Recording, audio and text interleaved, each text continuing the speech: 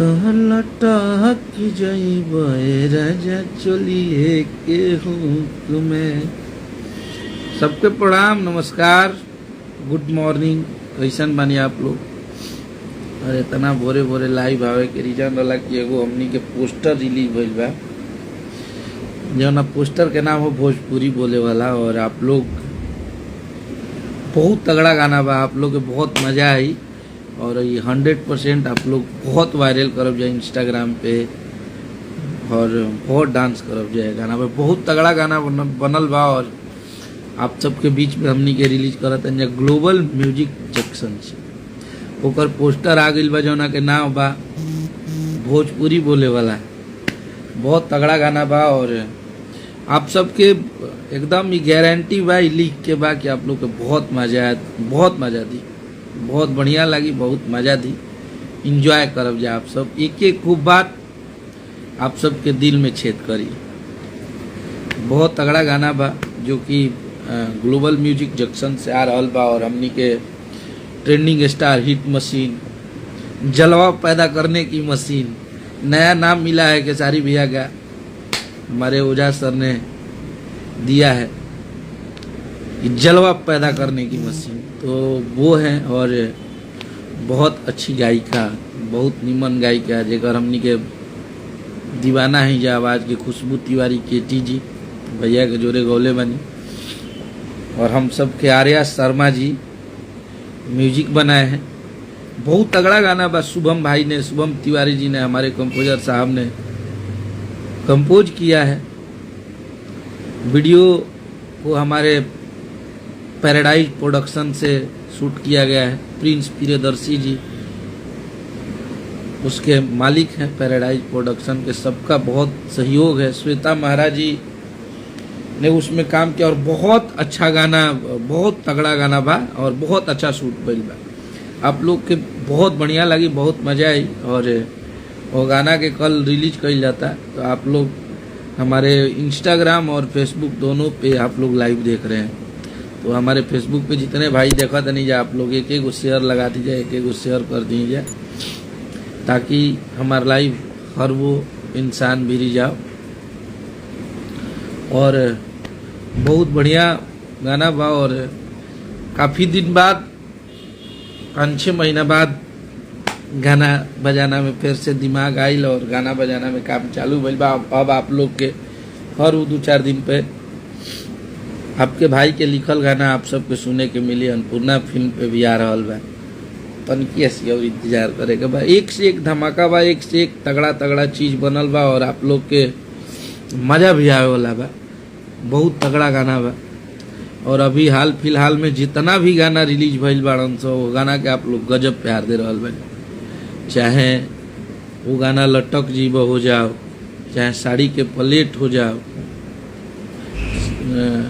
और ओकर बाद हमनी के जादू जी के झंडा हो जाओ, और एगो कल बहुत हमार राजा जी तो दिल के महाराजा हमें, ये गाना के सब गाना के बहुत तगड़ा आशीर्वाद प्यार मिल रहल बा। बहुत बढ़िया।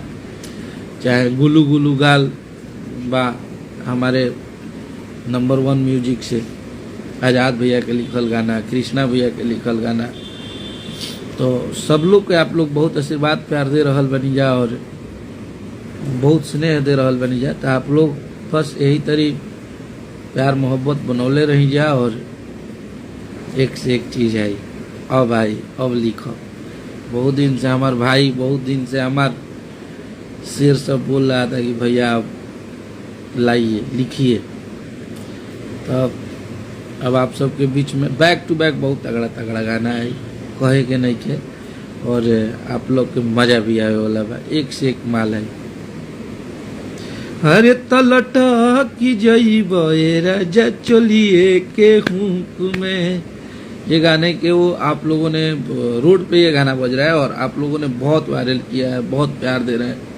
चाहे बदनाम तहरा से, तो हर नाम भइल हमारा से, हम बदनाम तहरा से, ये गाना के भी आप लोग प्यार देता नहीं जा था। और आप सब देखत भी मानी जा कि आप सबके खेसारी भैया के भाई रोज रोज ये गरीब प्रोग्राम बा, पर डे 3 लाख 4 लाख भीड़ के सामना करे के पड़ता। और ये हमारी भीड़ नहीं है, ये हम सबका हम सबके लिए, हम सबकी जान है, ये हम सबकी हिम्मत है। बहुत सारे भाइयों का शिकायत था कि प्रोग्राम कम कर रहे हैं आप लोग, अब इतना प्रोग्राम कर दिए कि एको दिन खाली ये नहीं है और हर जगह इतना स्नेह प्यार आशीर्वाद मिल रहा है। बस तने बनैले रही जा। और काल 20 तारीख हो और काल है गाना के हमनी के रिलीज करत नहीं जा, भोजपुरी बोले वाला। एकरा में बहुत कुछ छुपल बा और जब गाना आई तो आप सबके पता चली कि यार ये तो बहुत मज़ेदार चीज़ बना दिया है। तो बस आप सबका प्यार आशीर्वाद स्नेह मिलता रहे। ये गाना ग्लोबल म्यूजिक जंक्शन से आ रहल बा काल, तो आप लोग आशीर्वाद प्यार बनाई जा, आशीर्वाद प्यार बनौले रही जा और बाकी सब महादेव के कृपा बा। और अभी शादी ब्याह के सीजन चलता, लगन के दिन चलता, तो बनाई जा, गाना सुनी जा, डांस करी जा, रील बनाई जा, हमरा में कोलैब करी जा, मेंशन करी जा, सब कोई के स्टोरी लगाई। तो बस आप सबका आशीर्वाद प्यार। लेकिन अब आप सबके बीच में आपका भाई काम करेगा और अब से करता रहेगा। अब थोड़ा सा रहा प्रॉब्लम परेशानी इंटरनली, खैर आप सबका प्यार मोहब्बत आशीर्वाद मिलता रहे। अपने हिट मशीन का, अपने कश्यप कहर आप सब बोलते हैं प्यार से। तो बस आप सबका प्यार मिलता रहे और बहुत बढ़िया बढ़िया तगड़ा तगड़ा चीज़ आप सबके सुने के मिली। और काल जौन चीज़ होता एक बार जरूर आप लोग सुबहान अल्लाह बोलब जाए, बहुत तगड़ा गाना बा। और वो गाना के ऐसा बा कि हर वो लाइन आप लोग के कैची लगी, हर वो लाइन में आप लोग जुड़ब जा, हर वो लाइन के आप लोग के गुदगुदाई मजा दी। तो सब महादेव के कृपा बा और आप सबका प्यार बा। आप सबके प्यार के आशीर्वाद से हमनी के कुछ लिखत नहीं जाए, कुछ करेलन आदमी।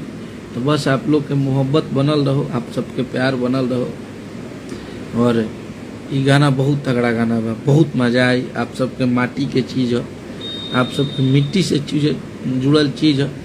और उनमें खेसारी भैया और श्वेता महाराज जी के नोक झोंक आप सबके बहुत देखे के मिले कि कैसे एगो शहर के लड़की हमनी के भोजपुरिया भाई के डेरवा के रखेली से, लेकिन हमनी के डेराए वाला है जाए, हिंदी इंग्लिश से डराई ले जा हम लोग। मेरा निखिल बोल रहा है भोजपुरी का जाने भाई हमारा हो जा, तो हमनी के पहुँचिए नहीं की जा सगत भाई। जानी सर के इंटरव्यू देख हम 2 दिन में उनका पूरा 2 घंटा के इंटरव्यू देख ले बनी, डिप्रेशन में डाल दे रहा। लेकिन ठीक है, प्रयास है कुछ अलग करने का। जिधर भीड़ चलती है थोड़ा सा हट के आदमी चलेला और पब्लिक के अच्छा भी लगेला। आज 8 साल 9 साल से आप सबके प्यार मिलता है और आप सबके आशीर्वाद मिलेला। हर जगह गाना हर साल महादेव की कृपा से 100-200 मिलियन गाना बाज जाला। बस उतने चाहिए, एकरा से ज़्यादा कुछ ना चाहिए। आप सब बस ऐसा ही प्यार बनौले रह जाए। एगो राइटर खातिर ऐसे ज़्यादा चीज़ आप कुछ ना चाहिए। तो बस आप लोग तैयार हो जाइए कल के लिए। और बहुत दिन बाद लाइव आए हैं आप सबसे बात करने। बहुत ज़्यादा व्यस्तता, बहुत ज़्यादा काम, परेशान आदमी हो गए बड़े। पहले था कि सिर्फ हम गाना लिखते थे, लेकिन आप सबके आशीर्वाद प्यार से एक हमारे ज़िंदगी में अन्नपूर्णा फिल्म बा, कंपनी भी बा, ओकरा खातिर भी काम करे के पड़ेला। तो बस आप सबका आशीर्वाद प्यार है, मेहनत जारी है। और आप सबको मनोरंजन करने के लिए हम लोग हमेशा कुछ ना कुछ। अन्नपूर्णा फिल्म से प्लीज़ भैया बता दीजिए कब आएगा। अन्नपूर्णा फिल्म से भैया बहुत जल्दी गाना आई, बहुत जल्दी आई। 5-10 दिन वेट करी जा, आप सबके सुनने के मिले।